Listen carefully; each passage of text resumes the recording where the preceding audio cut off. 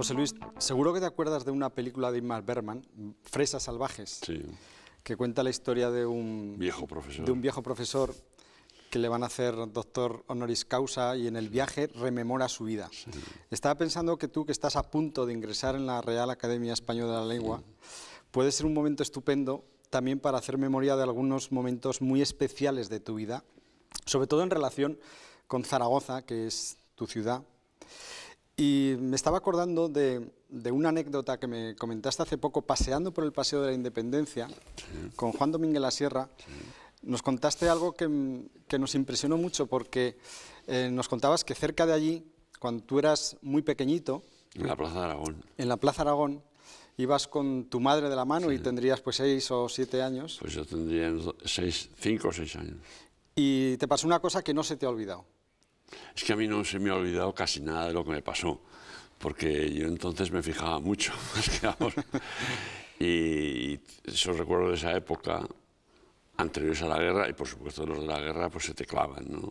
Yo creo que cualquier cosa que te ha ocurrido en la infancia se fija en la mente con mucha mayor facilidad y con mucha mayor fuerza. Sí, porque tienes la mente absolutamente limpia, Claro, ¿no? tienes hueco para todo. Y sí, en aquello concretamente sí que me acuerdo. Yo eran las ferias, como se decían entonces, no sé si siguen diciendo ahora, entonces se ponían en lo que ahora es el Paseo de la Constitución o algo así. Y yo durante el largo del año pues había ido ahorrando pues, 10 céntimos, 5 céntimos, o sea, perricas, reales, como mucho ya, ¿no? Y los tenía en una carterita que me había regalado mi padre. Y entonces iba yo con mi madre a las ferias, o sea, a subirme los caballitos o a lo que fuera, ¿no? Y yo iba con mi carterilla en la mano, bueno, era un monedero. Y entonces eran los años inmediatamente anteriores a la guerra. Y eso sería pues en el otoño, calculo yo, de 1935. Sí, pero en las ferias sería el mes de octubre, las fiestas del Pilar. Claro. Y entonces había siempre muchas algaradas y muchas carreras, y había una frase que era muy corriente que decía: ¡ay, que corre la gente, que corre la gente! Pasaba algo de un signo o del otro, daba igual, ¿no? Y entonces yo iba con mi madre y de repente la gente empezó a correr. Y mi madre pues me agarró de la mano y tiró de mí, porque además vivíamos muy cerca, en la calle Alvareda. Y yo iba con mi carterita y con el barullo y con las prisas se me cayó la cartera al suelo. Vamos, el monedero. Y claro, yo quería volver Para recuperarlo. para recuperarlo como fuera, porque me había costado tanto el reunir aquella. Y claro, pues no estaba la cosa para eso. Y mi madre, pues ahí se quedó. O sea, mi madre no me permitió que volviera a recoger el monederito. Y claro, pues eso me quedó muy grabado, ¿no?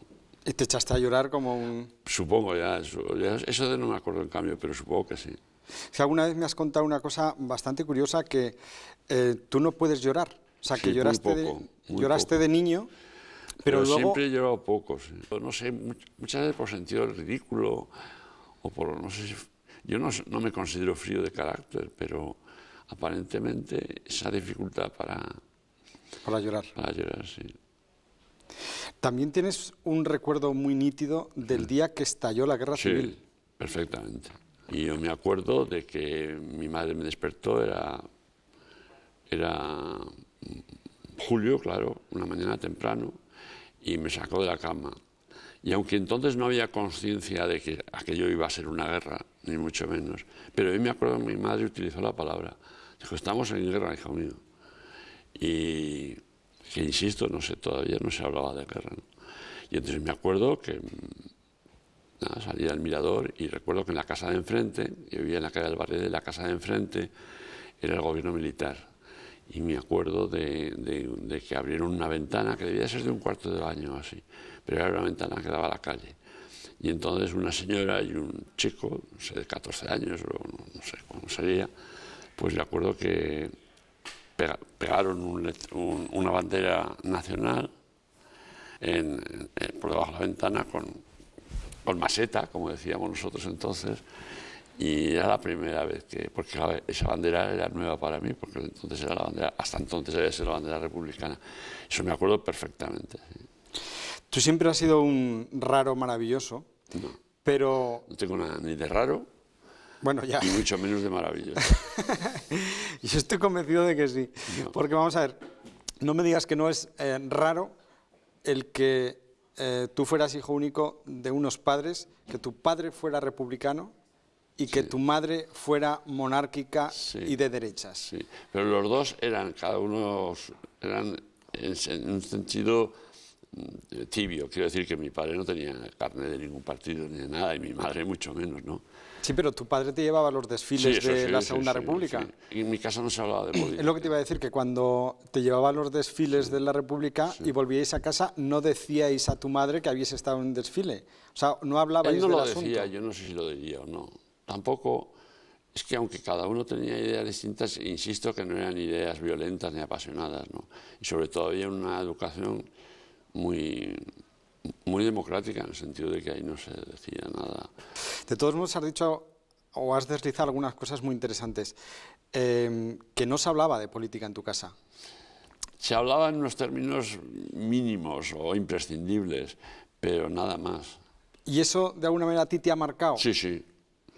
Bueno, a mí me ha marcado todo lo que pasaba en mi casa porque era hijo único y me fijaba mucho porque no me quedaba otro remedio en los mayores y analizaba. Aparte de que a mí los mayores de niño, yo lo recuerdo perfectamente, me parecían todos tontos.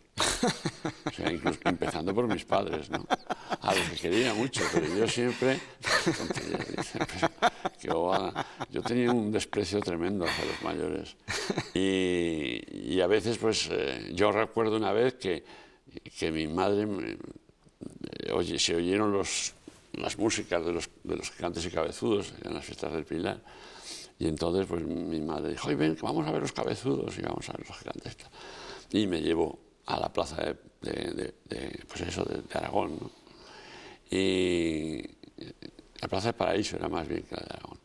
Y entonces, bueno, nada, yo estuve viendo ahí, y mi madre me decía, yo iba en brazos de ella, o sea que tendría que tener pues, muy pocos años, pero muy pocos. Porque además yo era desde niño bastante grande y mi madre me decía, hijo mío, no puedo contigo, pesas mucho, eres muy grande. Bueno, o sea que al llevarme en brazos tenía que ser bastante pequeño. Y entonces mi madre me dijo esas cosas, ¿ves qué hombres tan grandes y ves qué hombres tan contantes con los cabezudos? Y yo recuerdo perfectamente que pensé, bueno, hasta aquí hemos llegado. Porque hasta entonces me callaba y hacía como que me creía todo lo que me contaban. Pero cuando oía aquello, pues pensé, bueno, ya está bien. Dije, mamá, pero si son de cartón.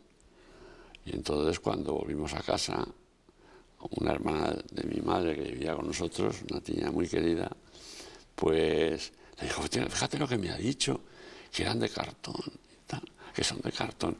Y yo pensaba, mientras las oía, pensaba... Estaban hablando entre ellos de sus cosas, de los problemas, no sé qué, de la vida, de lo que fuera, de los precios, de la guerra, de lo que fuera, ¿no? Y entonces de repente se dirigían a mí para algo y me decían, ¿quieres que no sé qué? Y decía, ¿pero por qué cambian el tono de voz? Porque cuando se dirigen a mí me hablan con otra música. Y además yo me acuerdo de haber pensado, el día de mañana yo cuando hable con los niños, o si tengo hijos, desde luego no pienso hablarles como a niños, porque es indignante. Yo siempre tenía un complejo, verdaderamente un complejo, claro.